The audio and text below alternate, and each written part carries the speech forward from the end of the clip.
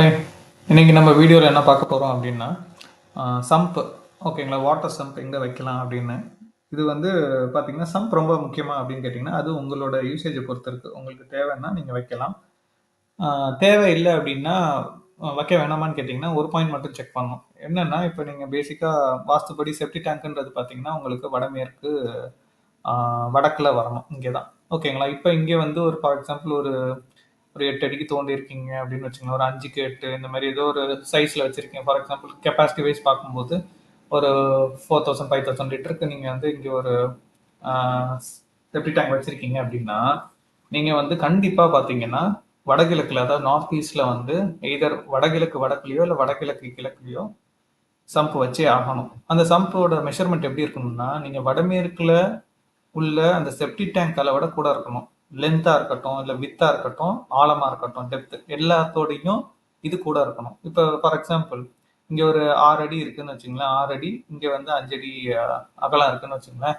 இங்கே வந்து நீங்கள் 7 அடி 6 அடி, அதாவது 7 அடி நீளம் 6 அடி அகலம் வச்சுக்கோங்க. அதே மாதிரி இங்கே இப்போ இங்கே டெப்த்து வந்து ஒரு 8 அடி இருக்குன்னா இங்கே நீங்கள் 10 அடி வச்சுக்கோங்க. இங்கே கெப்பாசிட்டி ஓவராலாக 5000 லிட்டர் இருக்குன்னா நீங்கள் 6000 லிட்டர் வைக்கணும். ஸோ என்ன பேசிக்காக கான்செப்ட்னா வடமேற்கு வந்து வடகிழக்கை விட அதிகமாக பள்ளமாக போயிடக்கூடாது. ஸோ வடமேற்குல உள்ள பள்ளத்தோட அதிகமான பள்ளம் டெப்த்து வந்து வடகிழக்கில் இருக்கணும். அந்த அந்த கான்செப்ட் தான். ஓகேங்களா? இப்போ சார் எங்களுக்கு வந்து வடமேற்கு வடக்கில் செப்டி டேங்க் கிடையாது, நாங்கள் பாதாள சாக்கடையோட ட்ரைனேஜ் கனெக்ட் பண்ணிட்டோம் அப்படின்னா உங்களுக்கு சம்ப் தேவையில்லை. ஓகேங்களா? நான் சொல்றது வந்து யார் யார் வீட்டிலலாம் வடமேற்கு வடக்கில் செப்டி டேங்காக வச்சிருக்கீங்களோ, பாதாள சாக்கடை இல்லாமல் நீங்கள் இந்த மாதிரி வச்சிருக்கீங்களோ அவங்கெல்லாம் வந்து நீங்கள் இந்த மாதிரி சம்ப் கண்டிப்பாக போட்டு ஆகணும். போடலன்னா என்ன நடக்கும்னா வடமேற்கு பள்ளமாயிடும், வடகிழக்கு மேடா இருக்குன்ற கான்செப்ட் வந்துடும். அப்படி வந்துச்சுன்னா என்ன ஆகும்னா மனநிலை சம்பந்தப்பட்டது, ஸ்ட்ரெஸ்ஸு, ஓகேங்களா, பணம் வீட்டில் தங்காதது, வருமானத்துக்கு ஏற்ற செலவு இல்லாமல் எக்கச்சக்கமாக செலவாகுது, வரவுக்கு மீறின செலவாக இருக்கும், கடன் ஜாஸ்தியாக இருக்கும். ஓகேங்களா? அந்த வீட்டில் உள்ளவங்களுக்கு வந்து யாருக்கோ ஒரு ஸ்ட்ரெஸ் இருந்துகிட்டே இருக்கும். ஓகேங்களா?